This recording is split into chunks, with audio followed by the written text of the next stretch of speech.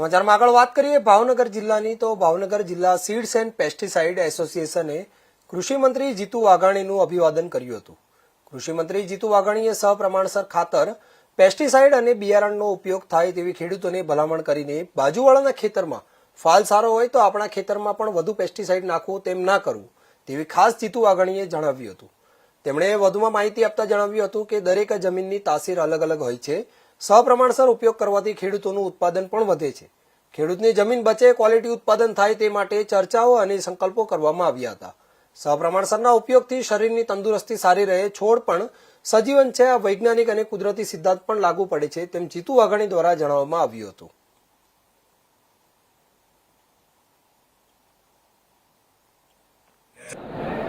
બિયારણ, પેસ્ટિસાઇડ અને ખાતરના વિક્રેતાઓનું એક એસોસિએશન, આવા એસોસિએશન પણ રાષ્ટ્રમાં અને ગુજરાતમાં ચાલે છે। ભાવનગર જિલ્લાના ડીલરો, ડિસ્ટ્રીબ્યુટરો, ગામના ડીલરો વગેરેનો આજે એક કૃષિ મંત્રી તરીકે બન્યા પછી એમનો કાર્યક્રમ, એમને મળવાનો ઉપક્રમ, સાથે સાથે કૃષિ મંત્રી તરીકે ભાવનગરનો છું ત્યારે એમને આવકારવા માટેનો આજના કાર્યક્રમમાં મને આનંદ છે કે ભાવનગરના લગભગ તમામ વેપારીઓ, ગુજરાતના પણ વેપારીઓ અને દિલ્હીથી પણ એમના પદાધિકારીઓ એસોસિએશનના આવેલા। નરેન્દ્રભાઈ મોદી સાહેબ જે પ્રકારે કૃષિ ક્રાંતિ લાવવા માટે થઈને કામ કરી રહ્યા છે, કિસાનોનું જીવન બદલાઈ રહ્યું છે, વેલ્યુ એડિશનથી માંડીને આપણી જે ભૂમિ માતા છે, સપ્રમાણસર ખાતર, બિયારણ સમયે કેવા પ્રકારનું,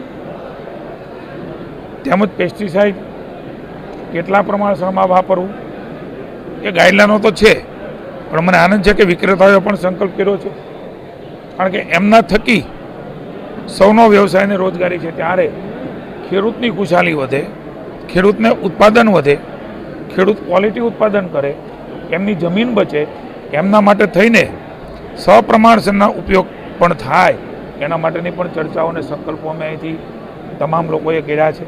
હું પણ ખેડૂત મિત્રોને વિનંતી કરું છું, બાજુમાં વધારે વાપરીએ, એણે વાપર્યું છે એટલે આપણે વાપરીએ, સારી ફૂટ આવે, સારી કોળ હોય, સારું પાંદડું હોય, સારું ઝીંડવું આવે, અથવા અન્ય ફળફળાદી હોય કે શાકભાજી હોય, એ દેખાવામાં સારું હોઈ શકે, પણ આપણા જમીનના પોષક તત્વોને ભાવે એ પ્રકારે ખાતરનો, બિયારણનો, પેસ્ટિસાઇડનો ઉપયોગ એ સપ્રમાણસર, આ શબ્દ એ નરેન્દ્રભાઈ આપ્યો છે। માની ભૂપેન્દ્રભાઈના નેતૃત્વમાં પણ રાજ્યની અમારો કૃષિ વિભાગ આ પ્રકારે કામ કરી રહી છે। આ જાગૃતિનું કામ છે, આપના માધ્યમથી હું વિનંતી કરું છું, સપ્રમાણસર વાપરવાથી આપણું શરીર, આપણી વ્યવસ્થાઓ, સપ્રમાણસર ખાવાથી આપણું શરીર, આપણું તંદુરસ્તી, એમ જ સપ્રમાણસરનો ઉપયોગ, કારણ કે એ પણ સજીવન છે, છોડ પણ સજીવન છે, એ પણ જીવ છે, એ બધાને આ વૈજ્ઞાનિક સિદ્ધાંત અને કુદરતી સિદ્ધાંત બંને લાગુ પડે છે। ત્યારે સપ્રમાણસરના ઉપયોગ સાથે આપણી સમૃદ્ધિને વધારે આગવી દિશામાં લઈ જવા માટે અમિતભાઈ સહકારિતા મંત્રાલયમાં હાથમાં લીધું છે। ત્યારે કૃષિ, પશુપાલન અને સહકારિતા, એનાથી એક અલગ પ્રકારની સમૃદ્ધિ એ દેશમાં આવવા જઈ રહી છે મોદી સાહેબના નેતૃત્વમાં।